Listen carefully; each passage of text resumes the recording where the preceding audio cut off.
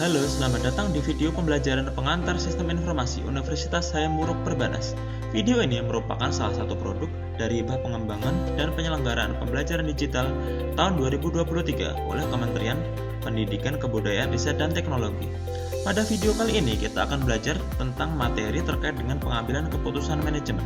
Selamat menyaksikan.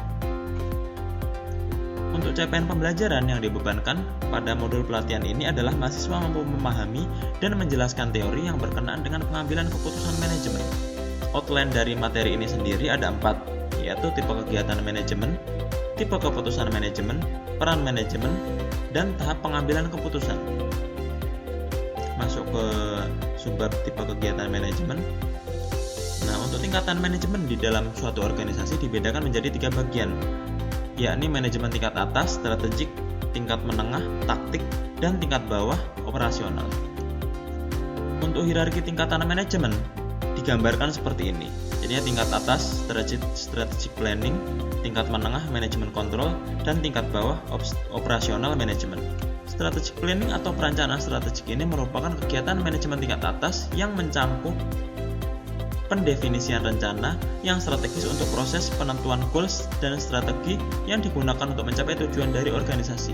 Ini definisi yang diberikan oleh Anthony dan Dearden pada tahun 93. Untuk cakupan strategic planning ada 3, yaitu proses evaluasi lingkungan luar organisasi, penetapan tujuan, dan penetapan strategi.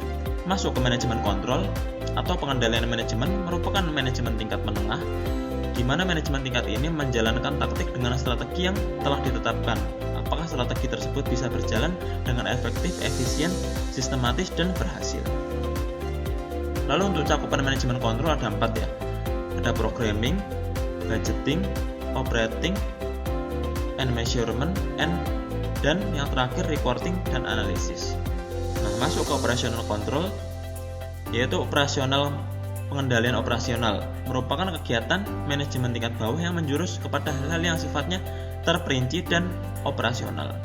Nah, ini melibatkan prosedur dan proses seperti penentuan kegiatan operasional perusahaan yang dilakukan dengan sumber daya yang tersedia, sehingga tingkat ini juga berfungsi untuk meyakinkan bahwa tiap tugas tertentu telah dilaksanakan secara efektif dan efisien. Untuk tipe keputusan manajemen sendiri merupakan suatu pemilihan alternatif dalam tindakan manajemen guna mencapai tujuan organisasi. Keputusan oleh manajemen dapat diklarifikasikan ke dalam 3 tipe, yaitu terstruktur, lalu semi terstruktur, dan yang terakhir tidak terstruktur. Nah, masuk ke keputusan terstruktur, ini merupakan keputusan yang terjadi secara rutin dan berulang kali, mudah dipahami, dan biasanya dibuat menurut kebiasaan, aturan, ataupun prosedur yang sudah ada. Nah, ini biasanya dilakukan oleh manajemen tingkat bawah.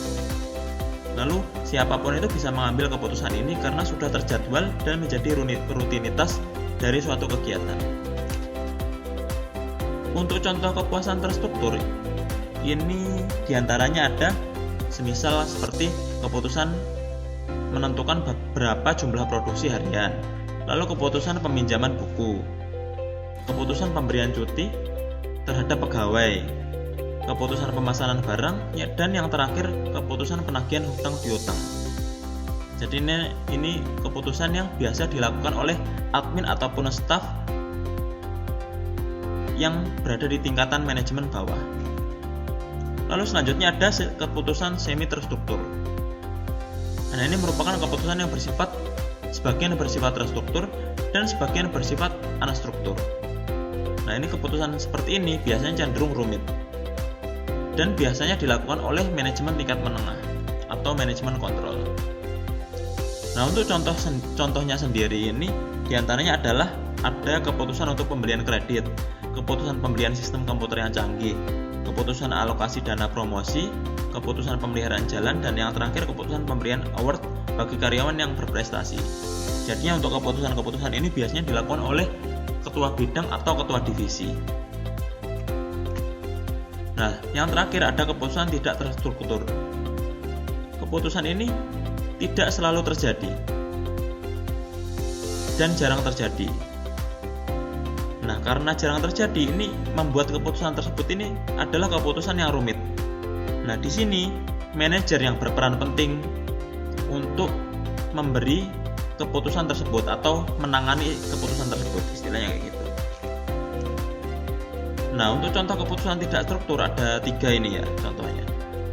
Keputusan untuk bergabung dengan perusahaan lain atau merger, lalu keputusan pengembangan jenis usaha baru, dan yang terakhir ada keputusan melakukan perluasan pabrik.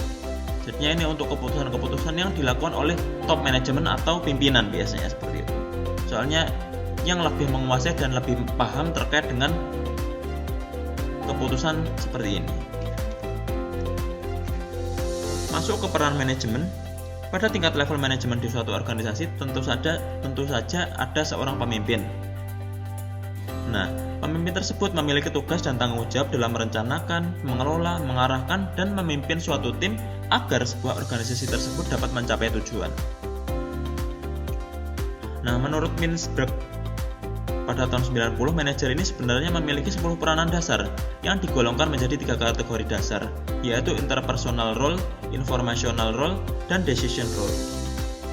Nah, seperti yang tadi dijelaskan sebelumnya, berikut ini adalah grafik terkait dengan peran dasar manajemen. Lalu lanjut ke grafik hierarki level manajemen. Jadinya di sini ada top manajemen yang biasanya membuat keputusan strategis. Lalu ada middle management yang biasanya membuat keputusan operasional. Dan yang terakhir ada first level management yang membuat keputusan jangka pendek. Nah, masuk ke tahap pengambilan keputusan. Dalam sebuah organisasi diperlukan tahapan yang sistematis dalam mengambil keputusan. Hal ini bertujuan untuk menentukan keputusan yang mana yang paling baik bisa diambil. Nah, keputusan yang baik ini adalah keputusan yang bisa diterima oleh semua level manajemen dan memiliki resiko yang paling minimal. Nah, untuk tahapan pengambilan keputusan ada 4 tahapan ya. Jadinya intelijen ini mungkin untuk seperti pengumpulan wawasan atau informasi. Kemudian dari informasi yang ada ini kita mendesain ataupun mengolah atau membentuk rencana-rencana yang ada.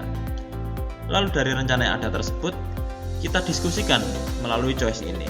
Kita diskusikan dan memilih alternatif-alternatif yang mana yang sekiranya bisa kita gunakan selanjutnya. Dan yang tahap terakhir ini ada implementation. Implementation sendiri ini adalah eksekusi dari hasil yang telah didiskusikan sebelumnya yang sekiranya bisa digunakan dalam perusahaan. Nah, sekian dan terima kasih. Mohon maaf jika ada salah kata maupun perbuatan.